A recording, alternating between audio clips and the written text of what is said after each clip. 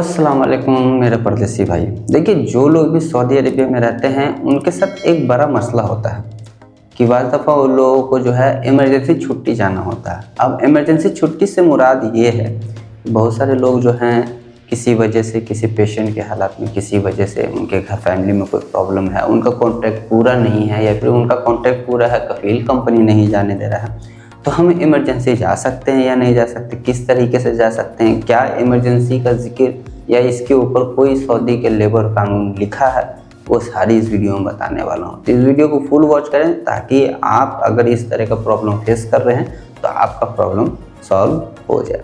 तो चलिए यहाँ पे वीडियो करते हैं स्टार्ट। पर वीडियो को स्टार्ट करने से पहले छोटी सी रिक्वेस्ट है, अगर आप मेरे चैनल पर पहली बार आए हैं तो प्लीज़ चैनल को सब्सक्राइब जरूर कर लिया करें और वीडियो पसंद आए तो एक लाइक दे करके नोटिफिकेशन बेल आइकन कॉल पे क्लिक ज़रूर कर लिया करें ताकि मेरा हर अपडेट आप तक पहुँचता रहे।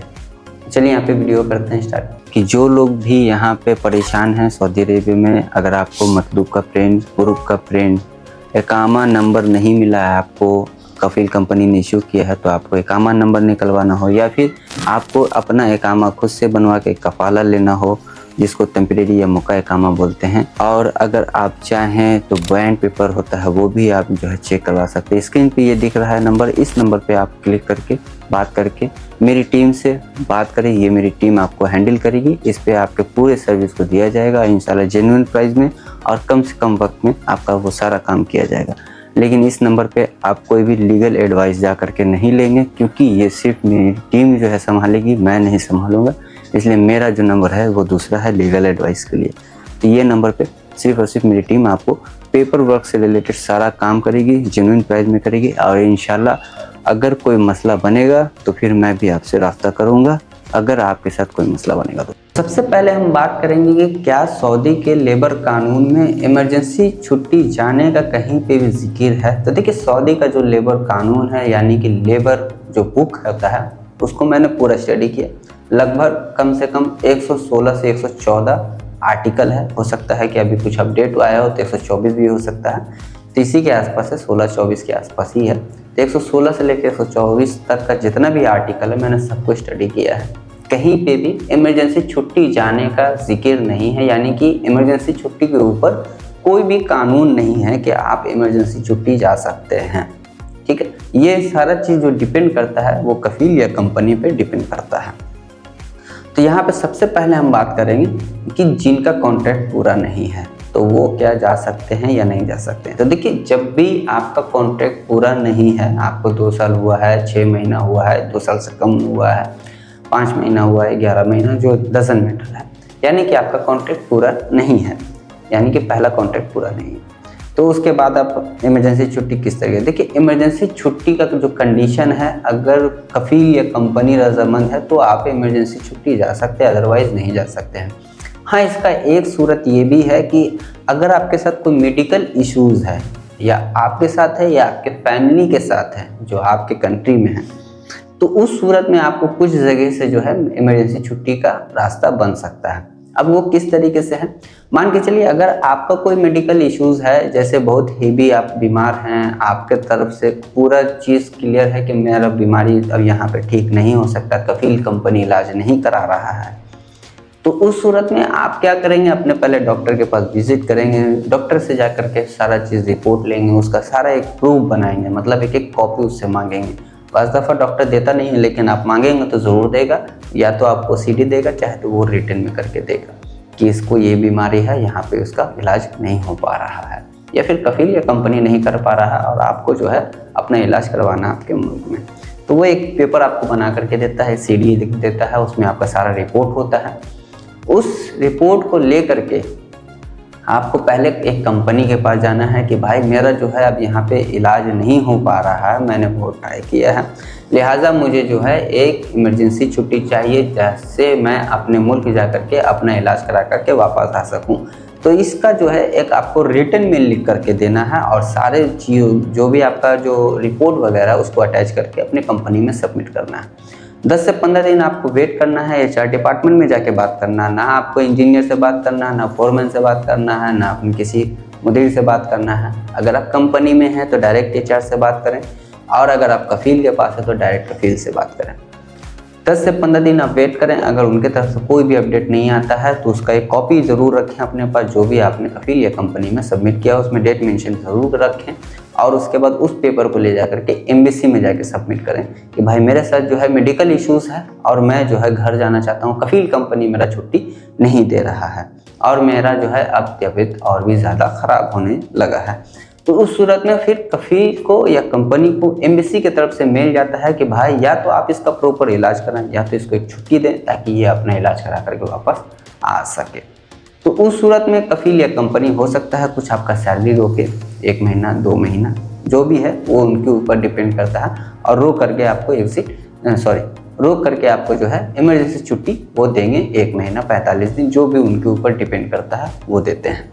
तो इस तरीके से आप ले सकते हैं, क्योंकि अगर आप डायरेक्ट बात करते हैं नहीं सुनता एम्बेसी, अगर इसमें एम्बेसी इन्वॉल्व हो जाता है तो एम्बेसी का बात उनको सुनना पड़ जाता है, क्योंकि एम्बेसी जो भी काम करता है वो गवर्नमेंट के नज़र में करता है। तो अगर वो इस तरह का काम करते हैं फंस जाएंगे फिर बुरी तरीके से, तो इस बात का ख्याल रखें। अब यहाँ पे बात करेंगे कि मान के चलिए आपके घर में कोई इश्यूज़ है, चलिए आपका तो खैर मैंने बताया कि अगर आपके साथ कोई मसला है, मेडिकल इश्यूज़ है तो वो किस तरीके से होगा। अब यहाँ पे बात करेंगे अगर आपके घर में कोई फैमिली इश्यूज़ है तो वो क्या कर सकते हैं। तो देखिए, जब भी आपके घर में कोई फैमिली इश्यूज़ है, मेडिकल इश्यूज़ है, तो उस सूरत में आपको ये करना है कि आपको वहाँ से रिपोर्ट मंगाना है। आपके जो भी रिलेटिव हैं उनका रिपोर्ट मंगाना है, उनका कुछ फ़ोटोज़ है, कुछ वीडियोज़ है वो मंगाना है, ताकि आप ये प्रूफ कर सकें कि आपके घर में वाकई मेडिकल इश्यूज़ है और आपके जाने का ज़रूरत है, नीड है। तो उस सूरत में पहले सेम प्रोसीजर है, पहले आप अपने HR में या फिर कफील को वो सबमिट करेंगे, 10 से 15 दिन वेट करना है, उसके बाद एम्बेसी में जाके विजिट करना है। मैं मख्ते अमल का यहाँ पे बात इसलिए नहीं कर रहा हूँ क्योंकि मख्ते अमल में अगर आप जाते हैं तो केस चलेगा, तो बहुत लंबा टाइम चलेगा, और ज़्यादातर केस जो है इस सूरत में इमरजेंसी छुट्टी के सूरत में कफील या कंपनी के फेवर में आता है, क्योंकि कफील या कंपनी के पास राइट है वो छुट्टी दे ना दे। इमरजेंसी छुट्टी की बात कर रहा हूँ मैं, लेकिन एम्बेसी इस चीज़ को नहीं समझता है। एम्बेसी सीधा बोलता है भाई इसके साथ मेडिकल इश्यूज़ है, इसको जाने दिया जाए, यानी कि छुट्टी जाने दिया जाए। अब उसमें आपका कुछ अमाउंट वो रखे या आपसे एडवांस ले, वो अलग बात है। तो उस सूरत में आपको सेम प्रोसीजर वही करना है कि पहले आप अपने कफील या कंपनी को अपडेट करेंगे, यानी एक रिटन में फाइल करेंगे, उसके बाद आप एम्बेसी में जाकर विजिट करेंगे 10 से 15 दिन के बाद, और वहाँ जाके एक फ़ाइल सबमिट करेंगे। तो इंशाल्लाह उस सूरत में आपका बहुत जल्दी जो है इमरजेंसी छुट्टी कंपनी या कंपनी लगा करके दे देता है। अब यहाँ पे बात करेंगे कि जिनका कॉन्ट्रैक्ट पूरा हो चुका है और वो छुट्टी जाना चाहते हैं, इमरजेंसी छुट्टी जाना चाहते हैं, लेकिन कफील या कंपनी नहीं दे रहा। देखिए, 2 साल अगर आपका कॉन्ट्रैक्ट पूरा हो चुका है तो आप 100% आप अपने राइट पे हैं और आपको छुट्टी या इमरजेंसी छुट्टी जो भी आप मांगेंगे आपको कफील या कंपनी को देना पड़ेगा। अगर कफील या कंपनी नहीं देता है तो सिंपली आपको जाना है मख्ते अमल में जाके कंप्लेन करना है। कंप्लेन रिटर्न में आपको करना है कि मेरा जो है 2 साल का कॉन्ट्रैक्ट था वो पूरा हो चुका है और अब जो है मैं अपने घर छुट्टी जाना चाहता हूँ, इमरजेंसी छुट्टी जाना चाहता हूँ, कफील या कंपनी नहीं जाने दे रहा है। तो उस सूरत में आपका हेयरिंग चलेगा। हेयरिंग चलने के बाद आपके फेवर में केस आ जाएगा, क्योंकि सऊदी का as per Saudi labour law अगर आपका 2 साल कंप्लीट हो चुका तो ये क्लियर मेंशन है कि 2 साल के बाद आपको 42 दिन की छुट्टी देनी पड़ेगी, चाहे वो कफील के अंडर में हो चाहे वो कंपनी के अंडर में हो। तो इसके ऊपर पूरा एक जो है आर्टिकल तो है, और वो आर्टिकल आपको इस वीडियो के एंड में मिल जाए, या फिर मैंने प्लेलिस्ट पूरा बना के रखा है आर्टिकल का, उस पर भी आप जाके सर्च कर सकते हैं।